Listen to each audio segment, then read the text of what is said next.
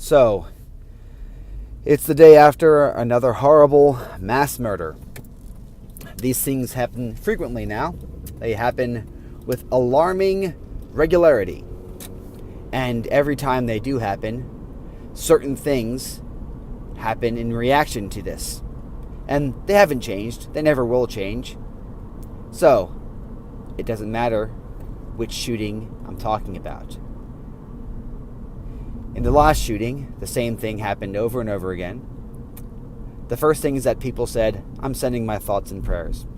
And then other people said, that's stupid. Sending thoughts and prayers? That's so dumb. Thoughts and prayers don't do anything. What we need is gun control. Or do something, and the blood is on your hands if you don't ban all guns, blah, blah, blah, etc., etc. First of all, don't mock the idea of sending thoughts and prayers. That's a real asshole thing to do. Sending thoughts, empathizing with the victims and their families, and sending prayers, begging God for mercy, these are good things. These are noble things. Even if you don't believe in God, just let other people pray, okay? Don't mock thoughts and prayers. Especially don't do this after a horrible event. Now, another thing people do is they ask, what can be done? What can be done about this? Nothing. You can't do anything about this.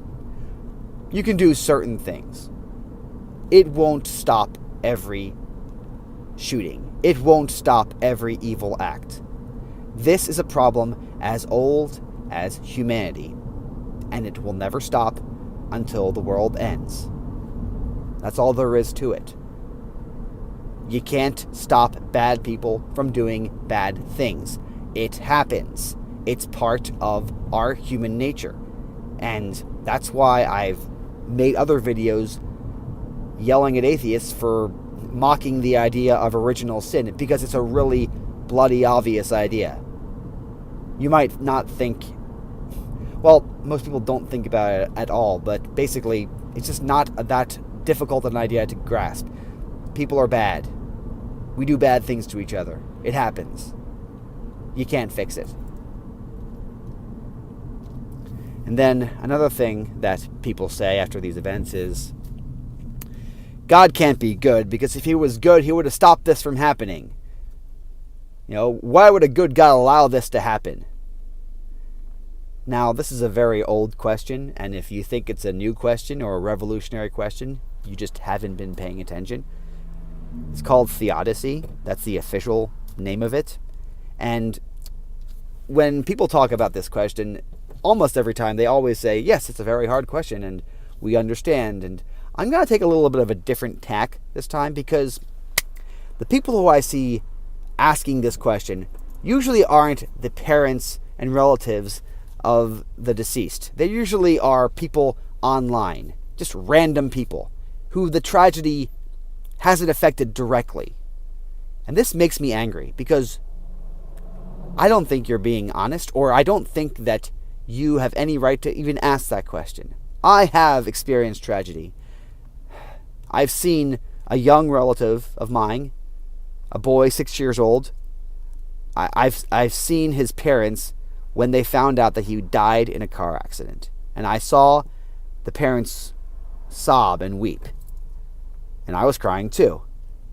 Then I saw the father of this boy, 6 years old, raise his eyes to the heavens and shout, the Lord has given, the Lord has taken away, blessed be the name of the Lord, which is a quotation from the book of Job. And then he started crying again. Now, I don't think that father is stupid. I don't think he's brainwashed. I don't think he hasn't understood the problem of evil. He understands it very well.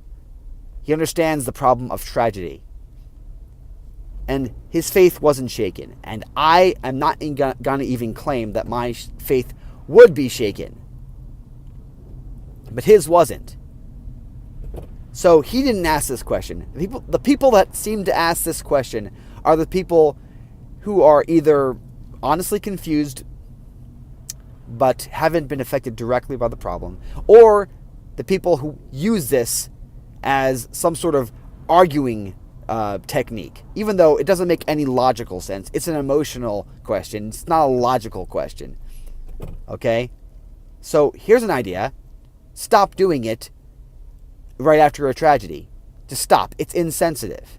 It's indecent. You shouldn't be arguing about anything after a tragedy. You should just stop. Stop with the chatter. Stop with the strife. Just let's have silence for a little bit. Let's have just a moment for the wounds to bleed before you start arguing and making more wounds.